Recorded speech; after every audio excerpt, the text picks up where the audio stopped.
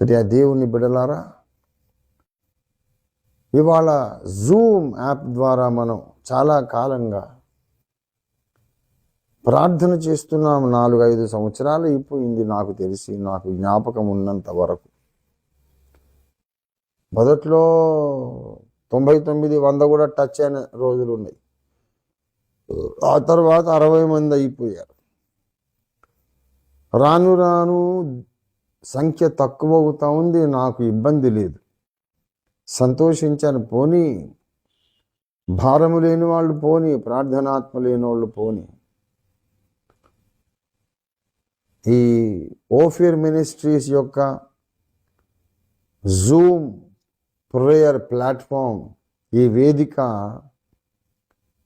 ఎక్కువ మంది కొరకు పెట్టింది కాదు. ప్రార్థనాత్మ గల వాళ్ళు, ప్రార్థన భారము కలిగిన వాళ్ళు, దేవుని కార్యాభివృద్ధి పట్ల సీరియస్ మైండ్ అండ్ జీల్, ప్రభు కార్యాభివృద్ధి పట్ల ఆసక్తి కలిగిన వాళ్ళు, ప్రార్థన మంట కలిగిన వాళ్ళు, కొద్దిమంది అయినా సరే కలిసి ప్రార్థన చేయాలి అనే భారముతో పెట్టాం.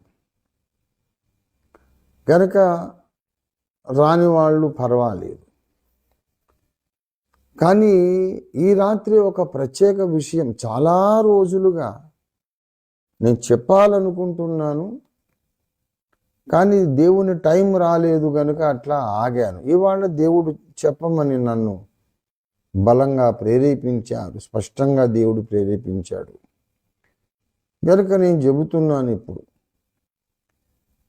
ఇప్పుడు ఎంతమంది ఉన్నారు జూమ్లో అంటే, let me see how many people are there. మరి ఎంతమంది ఉన్నారు నాయన? 37 ఉన్నారు. 37. చాలా సంతోషం. ఈ 37లో ప్రార్థన చెయ్యాలి నేను అనే భారంతో ఎంతమంది వచ్చారు? నేను సీరియస్గా అడుగుతున్నాను. This is a very serious question. ఈ 37 మంది మొత్తం ప్రార్థన చేయాలని వచ్చారా? అసలు ఎందుకు వచ్చారు?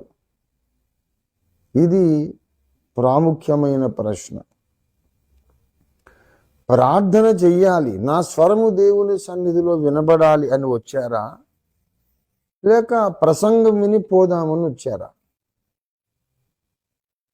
ప్రసంగం విని వెళ్ళిపోవాలనుకున్న వాళ్ళ కొరకు ఈ వేదిక కాదు. దయచేసి నేను నిర్మోహమాటంగా మాట్లాడుతున్నాను.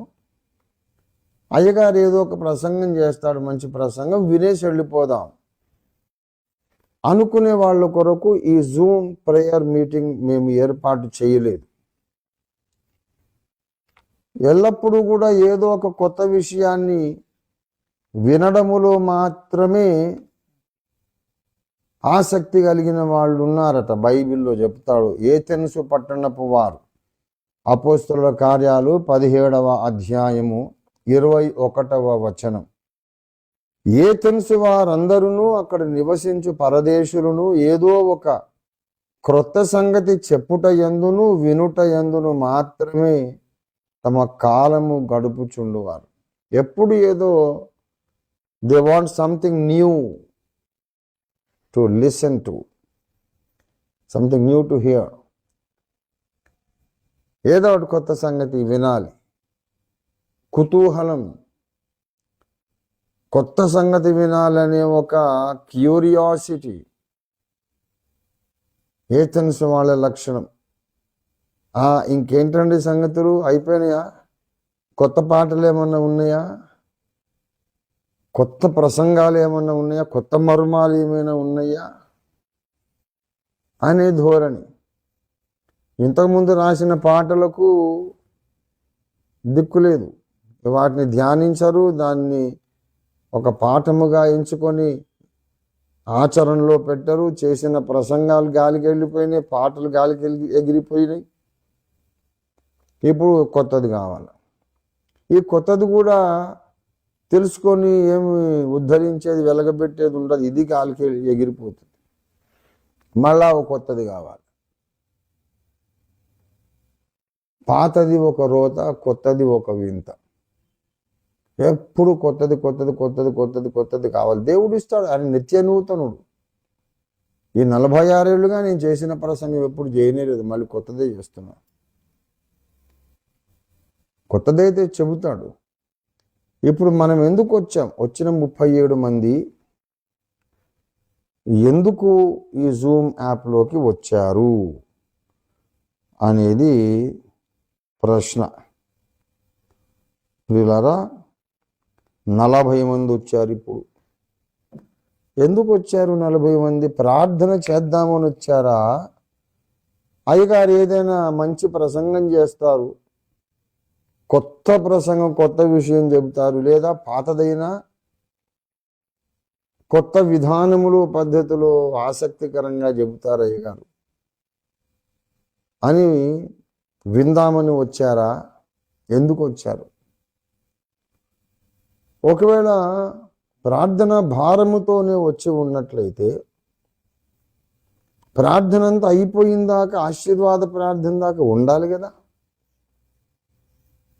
నిన్న దాదాపు 36 మంది ఏదో ఉన్నారు వాక్య పరిచర్య టైంలో. నేను రాంబాబుకు అప్పగించి వెళ్ళగానే 5 నిమిషాల లోపల టకటక టకటకమని ఎంతో మంది వెళ్ళిపోయి 20 మంది దాదాపు మిగిలారు. 16 మంది వెళ్ళిపోయారు. అలా వెళ్ళిపోయే వాళ్ళు ముందెందుకు వచ్చినట్టు? దయచేసి ప్రియ దేవుని బిడ్డలారా, మనందరం క్రీస్తు న్యాయపీఠం ముందు నిలబడాలి. మొగమాట ఉండకూడదు. ముక్కుసూటిగా నేను మాట్లాడుతున్నాను. ఒకవేళ వాక్యం వినేసి వెళ్ళిపోదాం అనుకునే వాళ్ళు అసలు ముందెందుకు వచ్చారు? వెళ్ళిపోయినందుకు నాకు బాధ లేదు. చాలా క్యాల్కులేటెడ్గా, హృదయపు లోతుల్లో నుండి త్రికరణ శుద్ధిగా నేను ఒక విషయం చెబుతున్నా. మీరు వెళ్ళిపోయినందుకు నేనేమి బాధపడడం లేదు. ఇట్ ఈజ్ ఓకే, నాకు ఇష్టమే. మీరు వెళ్ళిపోతే నాకేమీ అభ్యంతరం లేదు. నా బాధ అంతా ఏంటంటే, ప్రార్థించకుండా వెళ్ళిపోయే ఇటువంటి వాళ్ళను కూర్చోబెట్టి నేను ప్రార్థనను గూర్చి 1 గంట సేపు ప్రసంగించాను. ఇది నా బాధ. ప్రార్థన అంటే భారము లేని మనుషులు, ప్రార్థన చెయ్యాలని మంట లేని మనుషులను కూర్చోబెట్టి నేను 1 గంట సేపు వాక్యం చెప్పాను. అది నాకు చాలా బాధాకరం. నన్నెవరో పబ్లిక్గా చెప్పుతో కొట్టినట్టు నేను అవమానం ఫీల్ అవుతున్నాను. రాకూడదు. వస్తే ఆఖరి ప్రార్థన దాకా ఉండాలి.